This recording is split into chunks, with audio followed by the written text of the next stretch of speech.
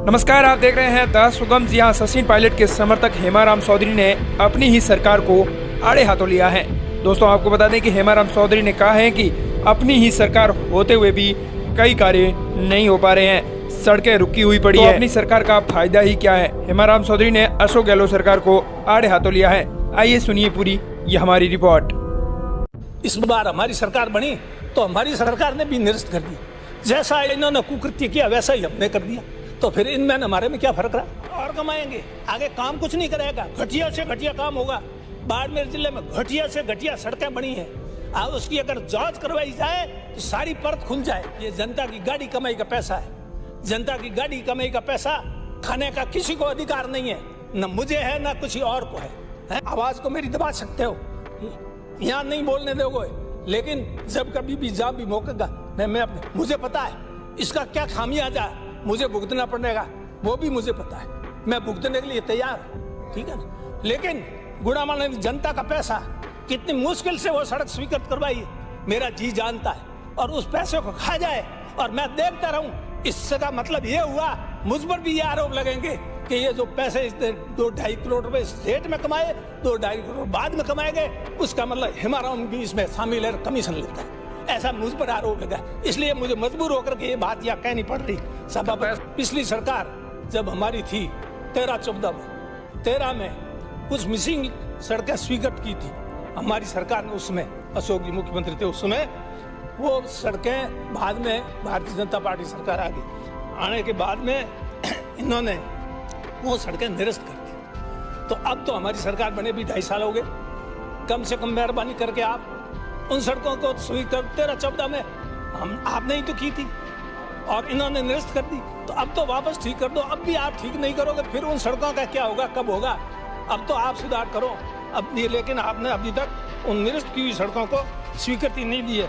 आपको मैं उन सड़कों के नाम बता सकता हूँ। ऐसी मेरे विधानसभा क्षेत्र में 4 सड़कें हैं जो आप चाहो तो मैं नाम भी बता सकता हूँ।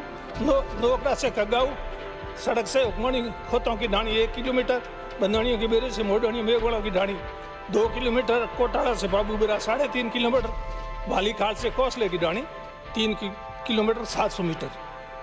इस प्रकार सभापति महोदय, एक राजस्थान सरकार ने सड़कों के लिए भूमि का अधिग्रहण किया और मुआवजा स्वीकृत किया। उसमें से मुआवजा काश्तकारों को भेजा, बहुत सारे काश्तकारों ने मुआवजा ले लिया।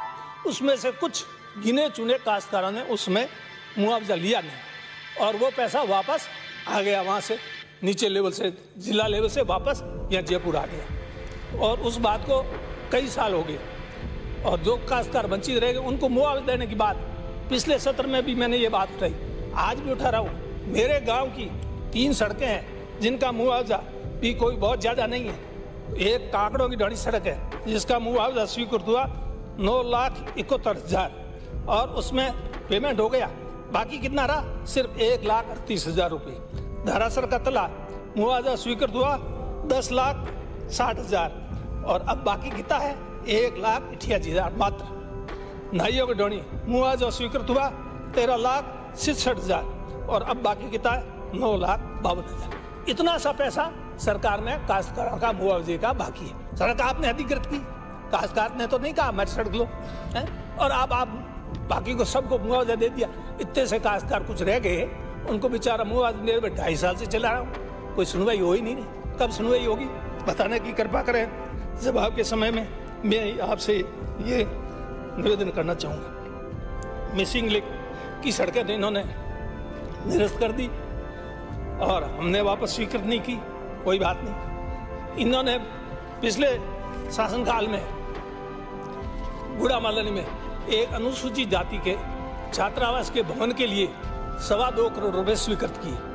वो इस बार हमारी सरकार बनी तो हमारी सरकार ने भी निरस्त कर दी। जैसा इन्होंने कुकृत्य किया वैसा ही हमने कर दिया। तो फिर इनमें हमारे में क्या फर्क रहा है? और वो भी अनुसूचित जाति का छात्रावास और उसकी बिल्डिंग निरस्त कर दी। मुझे बड़ा अफसोस है, मुझे बड़ा दुख है। इसलिए आपसे निवेदन करना चाहता हूँ कि आप अनुसूचित जाति के छात्रावास को तुरंत भवन को तुरंत स्वीकृत करें। हाँ, अब खाली अनुसूचित जाति की बात करने से उनका भला नहीं होगा। छात्रावास कि भवन बनेगा, उसमें बच्चे पढ़ेंगे, तब जाकर के अनुसूचित जाति का भला होगा। इसलिए मैं चाहता हूँ आपके माध्यम से कि आप उस छात्रावास की स्वीकृति तत्काल दें और वो भवन बनाएं।